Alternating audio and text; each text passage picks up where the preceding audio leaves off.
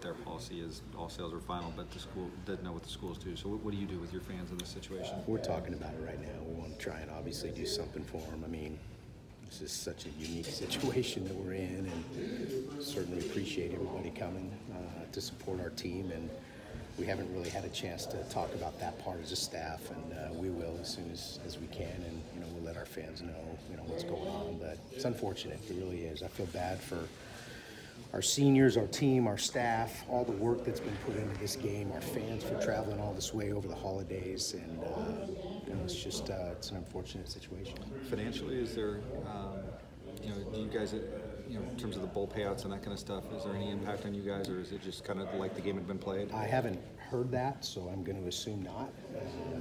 I hope that's not the situation, but really didn't have that discussion. That was really not a part of it. It was much more about the safety for the players and everyone involved in the game and in the stadium, and obviously weather played a huge role in that. So. What was kind of the discussions and what you had heard and why you guys obviously came to this decision? Well, there were a lot of people involved in it. I mean, both schools, ADs, coaches, facilities teams, obviously Brant from the bowl game here, ESPN was involved, both conferences were here from the conference offices, and I think that's how you have to approach something like that. And you make these decisions when it comes down to weather. I mean, I've never been through something like this before, so you can only base your decisions on kind of what you know.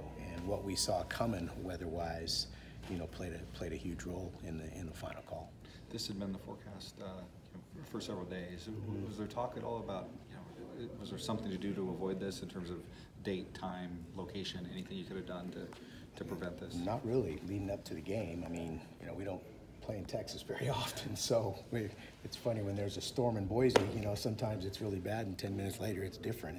It's obviously different here, and so we really didn't talk about any alternatives. I mean, like I said, we've never been through something like this where a game has actually been canceled or delayed for a long period of time. So this was certainly a new road for us. What was I guess when did you go in the locker room and kind of feel out what those guys were feeling, or were you around the players much? I did after. I wasn't in there when Brian shared the news with him. I kind of wished I was. I was doing something else at that time.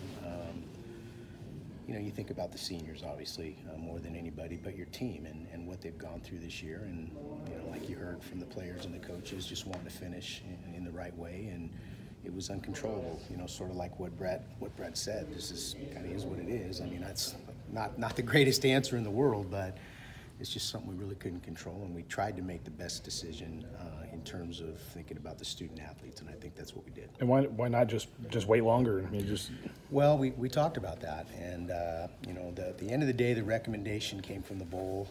Both schools were in agreement with it, including the coaches and both athletic directors. You get kind of in this waiting moment where maybe you get cleared to go out there, you go through a 20 or 25-minute warm-up, and maybe you play for 5 or 6 minutes, and it's just such an unknown. Mm-hmm.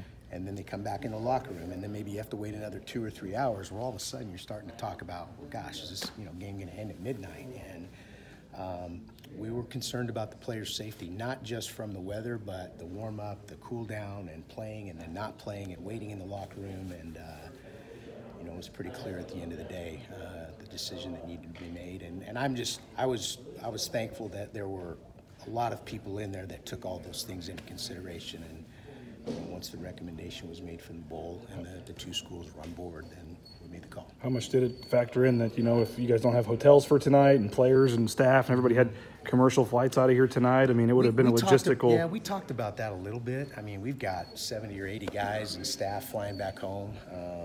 They're not due back in Boise till the second week of January. So it really didn't play a huge factor in the final decision. It was more about the safety of the players. And we had already started talking about a backup plan in terms of where guys would stay if they didn't make their flights. And BJ, I think you mentioned you're flying out tonight, and you wouldn't have made that flight if we were playing this game. So, but it really, at the end of the day, for me, wasn't the real part of making the decision. It was certainly about the safety of the players. So.